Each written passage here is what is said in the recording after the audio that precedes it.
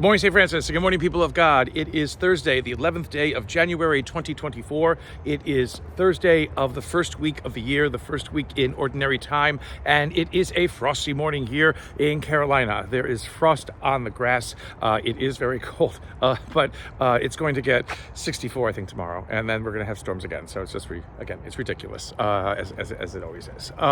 But as we continue moving into Jesus's earthly ministry, after his baptism, as we continue to descend from the heights of Christmas, we follow the book of Samuel as our first reading still. And today's reading from Samuel is a very depressing one in one way. Again, the Philistines are trying to take over the land that Israel has. And it's also because Israel is doing a lot of things that are not necessarily consistent with the will of God. And so Israel is getting itself into trouble. So it's being defeated by the Philistines again and again, and they decide that they're going to grab the Ark of the Covenant because, then maybe God will help them defeat the Philistines and not be conquered by them. So again, this kind of using God for their own purposes. God has not told them to get the Ark, and God is not telling them to use the Ark in the battle against the Philistines. Again, the reason why the battle is there is because, again, of Israel's inability, to trust God and to decide to do things, on their own.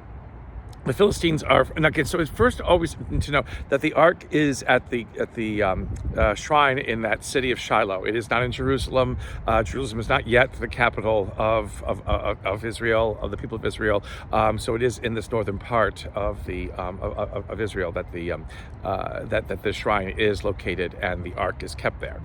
They bring the Ark out. It scares the Philistines for a little bit, but then the Philistines rally, and it's always interesting where the Philistine commander is telling the Philistine soldiers, "Be manly, be manly," and they are, and they defeat the Israelites, and the priest, I forget what his name is, but his sons, Phineas, and I forget what Phineas' other name, his other brother's name was, but they both die, in the battle, and the Ark is captured by the Philistines. So again, not the first time the Ark will be captured. It constantly is captured again and again, and so thinking of the Ark as a magic tool that's going to protect Israel, that's going to allow Israel to be victorious in things and have power in whatever it is not the purpose of the Ark. Remember, the Ark contains the law. It contains the commandments, which is what Israel should be abiding by, and not by these pursuits that human beings would engage themselves in so that they can become powerful and noteworthy and influential and what have you.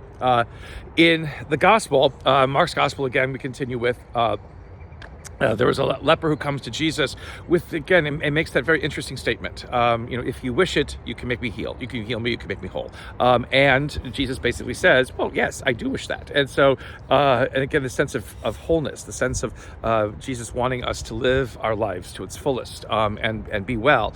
Jesus does. And he heals the man and basically says, now go about your way and don't make a big deal about this. But then the man goes ahead and does that. And again, it's like, why can't you leave well enough alone? That's kind of the bottom line, with this, because it's a very interesting kind of passage, that Jesus's popularity and his notoriety becomes such that he can't get anywhere. He can't go into any town because he'll be mobbed by people who, again, don't want to know that the kingdom is at hand, don't want to know that there's a different way of understanding ourselves, but just want something for themselves and want something, that they can, claim as their own. And so it gets in the way of his ministry. So this interesting situation where sometimes even in our gratitude for what it is that God has done, we can also get in the way of more that God can do. A very perplexing kind of realization, but it's true when we think that we can that we can move forward with something that God has done in our own way without understanding why it is that God has done it, and not listening to what it is that God would like from us because God has done this good thing for us. Well, then it's going to mess up things. It's going to make, it's going to make God, it's going to be difficult for people to be able to see God at work and to be able to receive what it is that God has given to us. An important lesson, again, to learn. Again, as Jesus begins his earthly ministry, again, it was not always successful. I mean, it was successful in a way, but not always successful to the extent, that the kingdom of God be first heard and embraced by others. May we always, be people who try to understand, what it is that God truly wants from us and receive what God gives us us and be able to listen, to what God then wants us to do with what we have received. A blessed day, St. Francis and people of God. May the Lord give you his peace.